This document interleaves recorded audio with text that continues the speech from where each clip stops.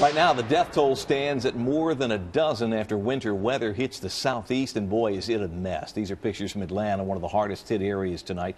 The 3 inches of snow that fell yesterday is still on the ground. The slick conditions trapped a whole lot of people on roadways for more than 12 hours straight.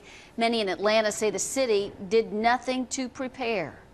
And we have shared responsibility for the error was everybody letting out at once, which caused a massive traffic jam. So private sector businesses, the government, and the school system all let out at once.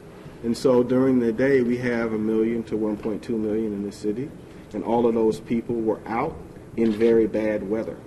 Atlanta's mayor asking everyone to remain inside their homes tonight.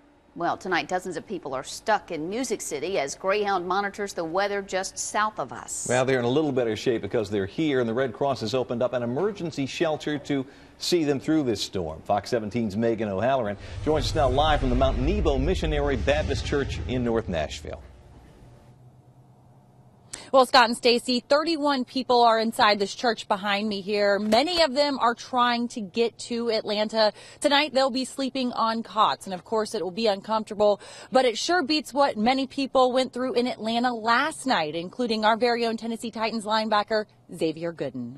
A nightmare in Atlanta, and stuck in the middle of it was Tennessee Titans linebacker Xavier Gooden. He was on his way to off-season training, but didn't get there. Instead, he spent 12 hours in his car. I played in football games where it's, below 10 degrees and my feet got pretty cold, but my feet have never been this cold ever. Gooden says he got frostbite on his foot from the whole ordeal, and he wasn't alone in his discomfort. 3 Greyhound buses were also at a standstill on the Atlanta interstate. And back in Nashville, these people trying to catch a bus south were also stuck. But at least here, they were a little more comfortable. The Red Cross opened an emergency shelter at a nearby church while these passengers waited out. I've lost track of the time, the date, sometimes even who I am. It's just been a trip, a real trip. Sandra Garrett's been trying to get home to Atlanta. It was a trip that started Monday in Milwaukee. By Wednesday night, she made it no further than Nashville and will be sleeping on this cot along with several other strangers stuck right along with her. I'm tired. My eyes are probably bloodshot. I'm delirious. It's just been a mess. These people here all have similar stories, tired of waiting around. Some even chose to stay back at the bus station. But if you ask Elizabeth Ewing, being stuck here sure beats being up against this. I would probably scream, tear my hair out, break a window, and walk to Florida.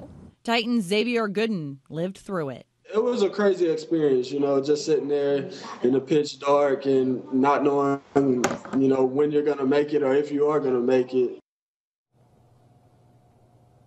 I just checked in with a Greyhound spokeswoman a few hours ago. She tells me 3 of their buses got stuck in that Atlanta gridlock yesterday. As of right now, they are monitoring the road conditions. She says at best she hopes to get these folks on the road by first thing tomorrow morning. We're live near West Nashville. Megan O'Halloran, Fox 17 News. Well, if you plan on flying out of Nashville International anytime soon, you need to check your flight status before you go. As you can see, the winter mess is leading to plenty of delays and cancellations tonight.